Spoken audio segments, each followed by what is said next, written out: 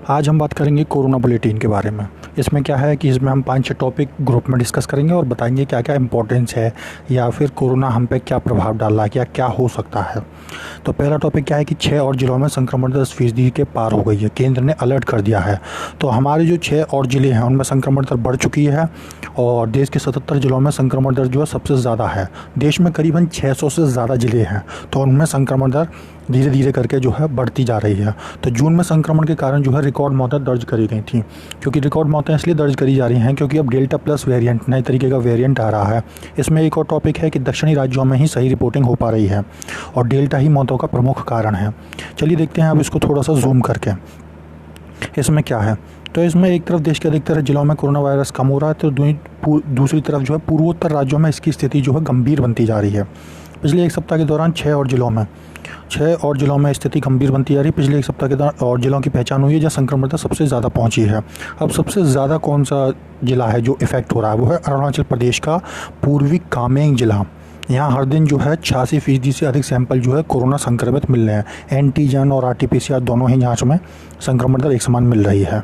सलाह क्या है कि समय रहते पाबंदी लगाई जाए तो ही संक्रमण और मौतों पर काबू हो सकता है। चलिए अगला टॉपिक देखते हैं। अब देश में पहली बार 9 एशियाई शेरों में भी डेल्टा प्लस वेरिएंट मिला है। तो लुप्त हो रही प्रजाति के नीला और पथमनाथन की मौत भी हो चुकी है।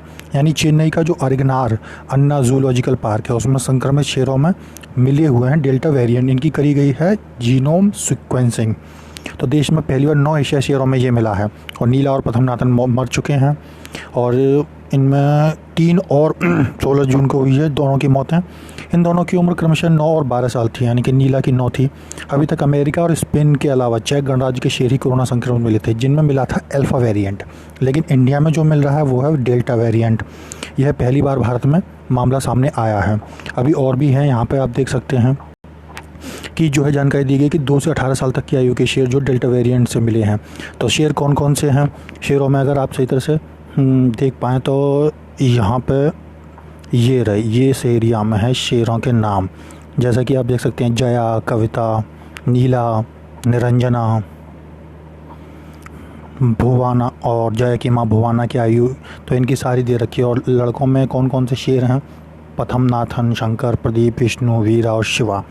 अगला टॉपिक देखते हैं कि अब संक्रमण के बाद क्या हो रहा है कि अब खून के थक्के से जुड़े मामले बढ़ रहे हैं, क्योंकि लोगों के अंदर खून के थक्के बढ़ रहे हैं। इसलिए उन्हें क्या दिया रहा है? ब्लड थिनर, जिससे खून का थक्का नहीं जमे।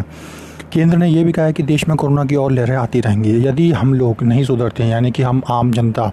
तो कोरोना को लेकर देश भर में लापरवाही देखने को मिल रही है। ना तो लोग मास्क लगा रहे हैं और ना ही 2 गज की दूरी का पालन कर रहे हैं। तो स्वास्थ्य मंत्रालय के जो संयुक्त सचिव हैं लव कुमार अग्रवाल, उन्होंने कहा है कि देश में कोरोना महामारी की और लहरें आती रहेंगी, इसे रोका नहीं जा सकता, लेकिन वर्तमान स्थिति में सुधार करने पर भविष्य में महामारी का असर ज़रूर कम किया जा सकता है।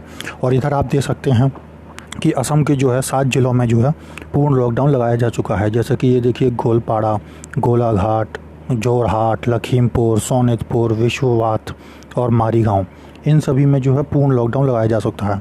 इनमें रेस्टोरेंट, दुकानें बंद रहेंगी पूरी तरह से। और वायरस को मात दे सकती है टी कोशिका, यानी कि जब हम किसी भी उससे वायरस से लड़ते हैं तो हमारे में 2 कोशिकाएं मेन रूप से काम करती हैं। इनमें होती है बी कोशिका और टी कोशिका। अब बी कोशिका आप देख सकते हैं यहाँ पे लिख रही है। बी कोशिका क्या करती है? जो एंटीबॉडीज़ बनाती है। लेकिन जब टी कोशिका क्या करती है? जब भी कोई वायरस हम पे अटैक करता है तो वो याद दिलाती है। ये रिमेंबरिंग कोशिका होती है कि हमें फिर से जो है काम करना है, मतलब कि हमारी एंटीबॉडीज़ को काम करना है। तो बी कोशिका क्या करती है? एंटीबॉडीज़ बनाती है। टी कोशिका उसको याद दिलाती है। आगे देखते हैं। चलिए, अब यूपी सबसे आगे हो गया है टीकाकरण में, यानी वैक्सीनेशन में। 3 करोड़ से अधिक टीकाकरण इसने कर दिए हैं। तो कोरोना टीकाकरण में यूपी पहले स्थान पर कैसे पहुंचा है? महाराष्ट्र को हटा के। यूपी में कितने लोग टीकाकृत हो चुके हैं? 3,60,24,319 लोग। और जबकि महाराष्ट्र में कितने हैं? 3,57,00,000 के साथ महाराष्ट्र दूसरे स्थान पर। तो ये थी आज की news. Thank you very much.